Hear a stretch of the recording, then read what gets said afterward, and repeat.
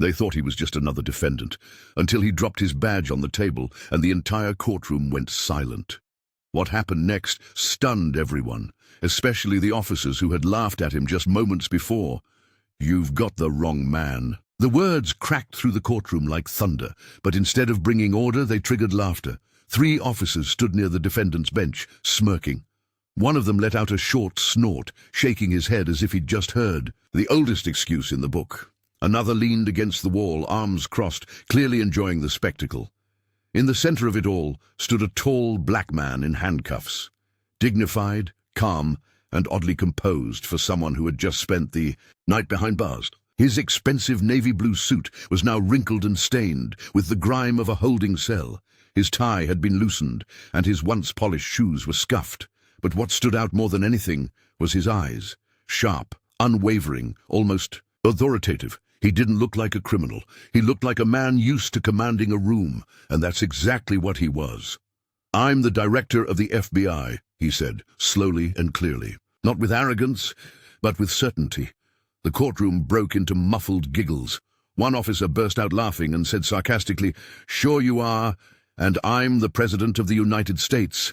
The judge raised an eyebrow but said nothing. Even the court clerk exchanged glances with the bailiff, trying to hold back a smirk. The defendant didn't flinch. His name was Marcus Hale, and while everyone else in the room was treating this like some twisted comedy sketch, Marcus knew something. They didn't. In less than 10 minutes, the truth would flip this entire courtroom upside down.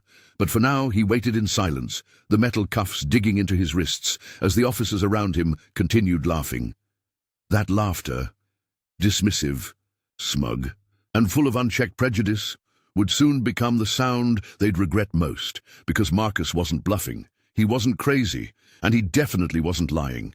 He was the Marcus Hale, director of the Federal Bureau of Investigation, the highest-ranking law enforcement official in the country, and the fact that no one in that courtroom believed him wasn't just ironic. It was exactly why he'd spent his entire life fighting for justice, and now, justice was about to fight back. Just 12 hours earlier, Marcus Hale was on a quiet flight home to Washington, D.C., returning from a weekend spent with his aging mother in Savannah, Georgia. No press, no agents, no official vehicle, just Marcus, a humble man behind a powerful title. The director of the FBI didn't often get time away from Washington politics or high-level briefings, but his mother was turning 82, and for her, he made time. The visit had been peaceful. Homemade pie, church on Sunday, family stories over dinner. But all of that calm vanished the moment his phone buzzed during a layover in Charlotte. A high-level cyber threat. Agency emergency without hesitation. Marcus rerouted his plans. Instead of heading home, he picked up a rental car and drove straight to the nearest FBI field office to get boots on the ground. It was late. He was still in his travel suit, and he hadn't eaten since morning. So he stopped at a small gas station just outside the city limits. That decision would change everything. As he exited the store, drink in hand, flashing red and blue lights blinded him. 4 squad cars screeched into the lot. Officers jumped out, weapons drawn. "Hands where we can see 'em." Confused but compliant, Marcus calmly raised his hands. "I'm FBI. My name is Director Marcus Hale." "Shut it!" barked one officer, rushing forward. They didn't ask questions. They didn't check his ID. They didn't give him a chance.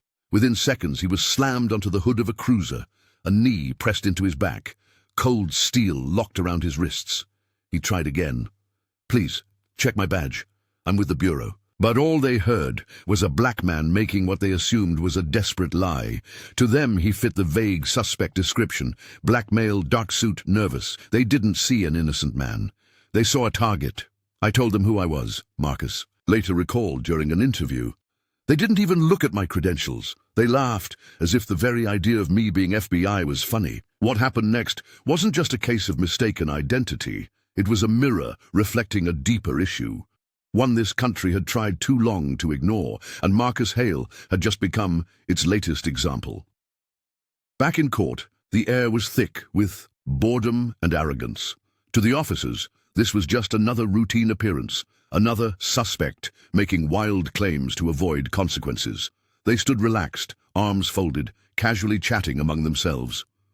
The man in the wrinkled suit, standing silently in cuffs, had become a joke, but that was about to change. A junior officer, barely 2 years on the force, was tasked with processing Marcus Hale's personal items for the official report. It was standard protocol. He sighed, opened the evidence bag and started checking off the inventory. Phone, wallet, keys, and then a strange item caught his eye, a heavy leather badge case. He flipped it open, his breath caught. There, gleaming beneath the fluorescent light, was a federal badge. Not just any badge, but the official gold-plated identification of the director of the Federal Bureau of Investigation. Alongside it was a secure ID card with a level 6 security chip, the kind only a handful of people in the country carried. He froze. No one else noticed. They were still chuckling in the corner. Sergeant? He called out, voice suddenly tense. The supervising officer looked over, annoyed. What is it? The young officer walked over and handed him the badge case silently. The sergeant's face shifted immediately, from casual to confused, then confused to panicked. Sir, what's your name again? He asked the man in cuffs, but this time his tone had changed. It was no longer dismissive, it was nervous. The man looked up calmly. Marcus Hale, Director, Federal Bureau of Investigation. You could hear a pin drop. 10 minutes later, chaos erupted. Phones rang. Supervisors rushed in. A U.S. Marshal arrived, face pale. It's confirmed, he said. This is Director Hale. One officer sat down, visibly shaking. Another muttered under his breath, What have we done? Every smug expression in that courtroom disappeared. The realization hit like a tidal wave. They hadn't just made a mistake. They had racially profiled, disrespected, and publicly humiliated the most powerful law enforcement officer in the country. Their badges suddenly felt a lot heavier, and Marcus Hale, he didn't need to say a word. The truth had finally shown up, and it spoke louder than anything he ever could. What happened next shocked the entire courtroom, not because of what was said, but because of what wasn't. Everyone expected Marcus Hale to explode, to shout, to demand answers, apologies, maybe even arrests.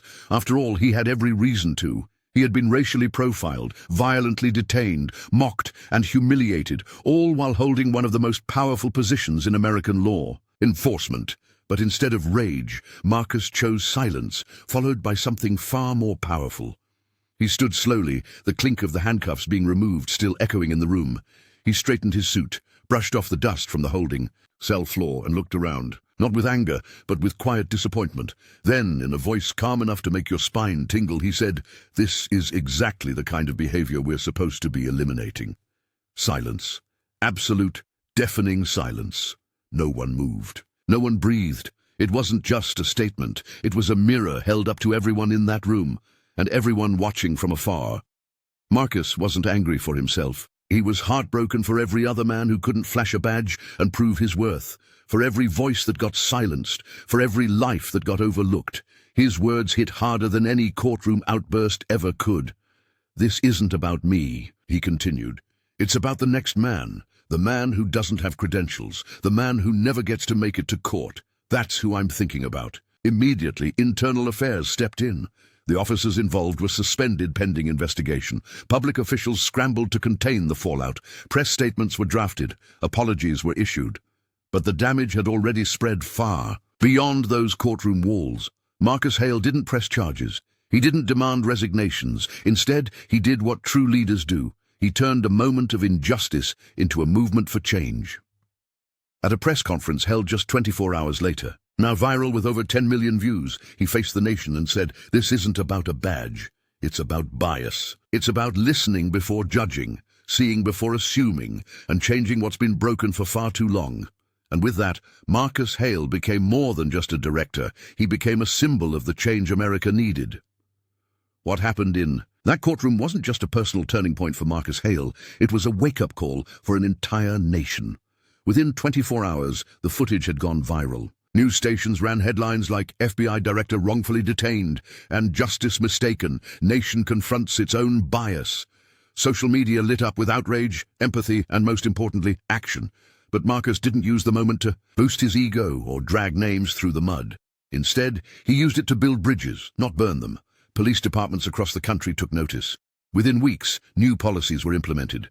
Racial bias training became mandatory in over 30 states. Federal funding was tied to departments proving they were actively retraining officers on cultural sensitivity and procedural justice. More than that, lawmakers responded. Legislation was drafted to ensure every officer was trained to recognize implicit bias, understand the limits of force, and handle identification with proper protocol, regardless of someone's race, attire, or perceived status. And Marcus Hale, he went back to work, not with revenge in his heart, but with renewed purpose.